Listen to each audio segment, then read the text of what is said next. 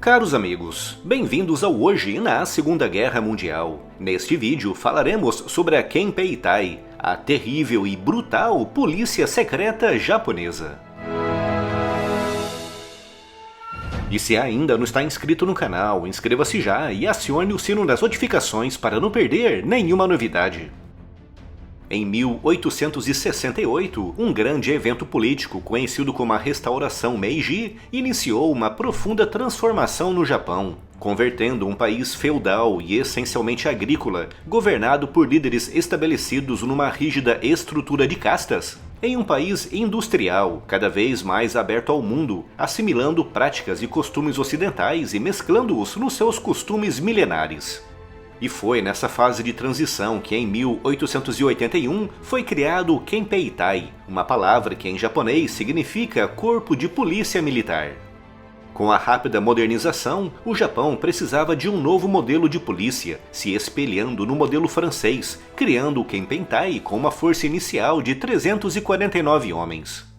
No início do século XX, com a expansão japonesa pela Ásia-Pacífico, após a inesperada vitória contra a poderosa Rússia czarista em 1905, as atribuições do Kempeitai aumentaram muito, passando de uma simples unidade para o policiamento e a manutenção da lei e da ordem, para uma força dedicada a garantir que os japoneses do início do século XX estavam todos alinhados com a nova política de modernização e militarização do Japão. Para garantir isso, o Kempeitai criou departamentos específicos para espionar os seus próprios cidadãos, convertendo-se em uma autêntica polícia secreta. Em 1907, com o Japão iniciando a sua expansão pela Coreia, o Kempeitai foi decisivo para localizar e prender os coreanos que eram contrários à assimilação japonesa, com aquela unidade passando a fazer parte do governo japonês de ocupação da Coreia a partir de 1910, quando toda a península coreana foi anexada pelo Japão. Para impedir levantes locais contra a ocupação japonesa, o Kempeitai recrutava coreanos leais ao Japão, que ficavam responsáveis por acusar todos aqueles contrários à anexação, com a polícia secreta japonesa aplicando na Coreia métodos autenticamente terríveis de tortura através dos quais conseguiram destruir as principais células anti-japonesas na península. O Kempeitai também atuou na Manchúria, uma região da China que desde 1932 estava sob ocupação japonesa, com aquela unidade na China ficando sob a responsabilidade de Hideki Tojo, o futuro primeiro-ministro japonês a partir de 1941. Com Tojo aplicando na China métodos terríveis que envolviam o sequestro de vilas e aldeias inteiras e o assassinato indiscriminado de civis até que os rebeldes locais fossem identificados e presos. A partir de dezembro de 1941, com Tojo já como primeiro-ministro e com o Japão já em guerra aberta com os Estados Unidos após o ataque de Pearl Harbor, o Kempeitai recebeu luz verde de Tojo para atuar no Japão da mesma forma que atuava na Coreia, na China e em outros territórios ocupados. Tudo com o objetivo de identificar e prender qualquer cidadão que estivesse espalhando ideias negativas sobre a guerra.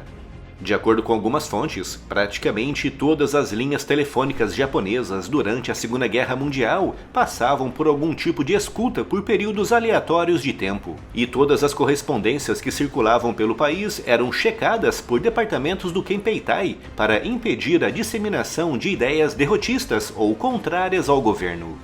Com a subida de Tojo ao poder no Japão em 1941, o setor militar no governo japonês, que já era maioria, se fortaleceu ainda mais, convertendo aquele país em uma autêntica ditadura militar, com o imperador limitando-se ao papel de conciliador entre os ramos militares que lutavam por protagonismo. Para facilitar o policiamento dos territórios ocupados, o Kempeitai recrutava localmente, oferecendo como incentivo rações extras de comida e a garantia de que a família do recruta não seria molestada. O Kempeitai também era conhecido por realizar o trabalho sujo do exército japonês, como ações de vingança contra civis, como o que aconteceu em abril de 1942 após o raid aéreo do coronel Doolittle sobre Tóquio, com Kempeitai prendendo, torturando e executando milhares de civis chineses na área sobre a qual alguns pilotos da unidade de Doolittle aterrissaram na China. Como era uma espécie de polícia militar, o Kempeitai mantinha um quartel-general em cada área do exército japonês, com cada quartel operando um contingente de 375 homens, conhecidos como Kenpei.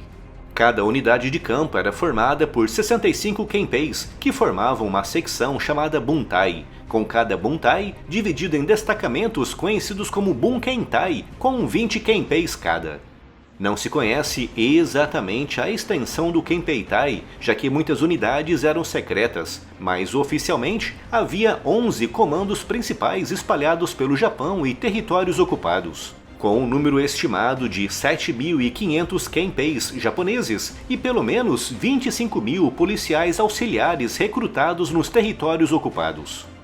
A partir de 1944, com a militarização praticamente completa do Japão, o Kempeitai tinha grandes responsabilidades, como por exemplo a aprovação ou recusa de vistos de viagem, a segurança de unidades na retaguarda de instalações militares e industriais importantes, o recrutamento para unidades de trabalhos, a distribuição de senhas de racionamento e, acima de tudo, era o responsável pelas operações de inteligência, contra-inteligência e de propaganda. Com todas essas responsabilidades divididas em 3 grandes departamentos, o Keimu-Han para policiamento e segurança, o Naikin-Han para administração e o Tokumu-Han para operações especiais, uma área na qual, como devem imaginar, estavam incluídas aquelas operações mais secretas e brutais.